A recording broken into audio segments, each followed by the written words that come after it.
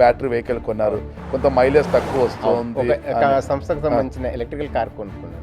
100% charging ఉంటే అది 456 కిలోమీటర్ల వరకు మీరు సునాయాసంగా అంటే కంపెనీ మీకు చెప్పింది, వాళ్ళు ఇచ్చిన బ్రోచర్లో కానీ వాళ్ళు ఇచ్చిన ప్రమోషన్స్లో కానీ అంతా 456 range as per automotive research association of India. Okay right. ఆ నామ్స్ ప్రకారము అని చెప్పి చిన్నగా ఎక్కడో ఒక మూలకి రాశారు. 450 అనేది మాత్రం Attractive, కస్టమర్ ని అట్రాక్టివ్ చేసే విధంగా పెట్టారు. ఒప్పుకున్నారు వాళ్ళు ఇన్సూరెన్స్ మీరు వాడికి వెహికల్ అమ్మడానికి మాత్రం రైట్స్ ఉంది. యాక్సెసరీస్ మన ఇష్టం, ఇన్సూరెన్స్ మన ఇష్టం. వెహికల్ ఇచ్చేసారు, నేను తీసుకుని వెళ్ళిపోయాను. 70% ఛార్జింగ్ ఉంది, 170 కిలోమీటర్స్ రేంజ్ చూపిస్తుంది. ఛార్జింగ్ 100% అయిన తర్వాత మీకు 456 వస్తుంది. సేల్స్ ఎగ్జిక్యూటివ్ ఉన్నారు, తను చెప్పడం ఫుల్ ఛార్జ్ ఒక రోజు పెట్టి చూపిస్తే 302 కిలోమీటర్స్ చూపిస్తుంది. ఏసీ ఆన్ చేస్తే 270 చూపిస్తుంది.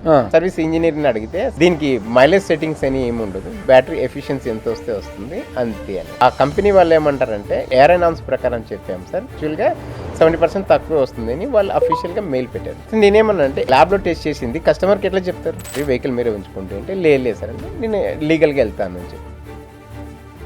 మన దేశంలో ఇటీవల జరిపిన అధ్యయనాల ప్రకారము 60 ఏళ్ల పైబడిన వారంతా కూడా మోకాళ్ళ నొప్పులతో బాధపడుతున్నారు. మోకాళ్ళ చిప్పలు అరిగిపోయి శస్త్రచికిత్సలకు వెళ్తున్నారు. అలా శస్త్రచికిత్సకు వెళ్లే వారికి ఎపియాన్ పెయిన్ క్లినిక్ ఒక శుభవార్త అందించింది. ప్లాస్మా థెరపీ ద్వారా ఈ సమస్యకు చెక్ పెడుతోంది. ఈ సమస్యతో బాధపడేవారు కింద కనిపిస్తున్న నంబర్ కు ఫోన్ చేయండి, చికిత్స చేయించుకోండి.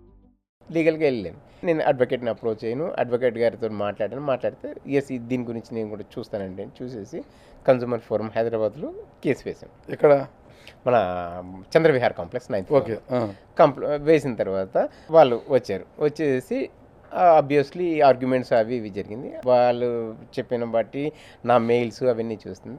జడ్జి గారు అయితే నా వాదనకి ఏకీభవిస్తూ నా కాంపన్సేషన్ కింద ₹1,00,000 కోర్టు ఎక్స్పెన్స్ తీసుకుంది, 25,000 రూపీస్ ఇచ్చారు. నేనేమంటానంటే మీరు చెప్పే విషయం ఏదైతే ఉందో 70% అన్న విషయం అవేర్నెస్ తీసుకురండి మార్కెట్లో.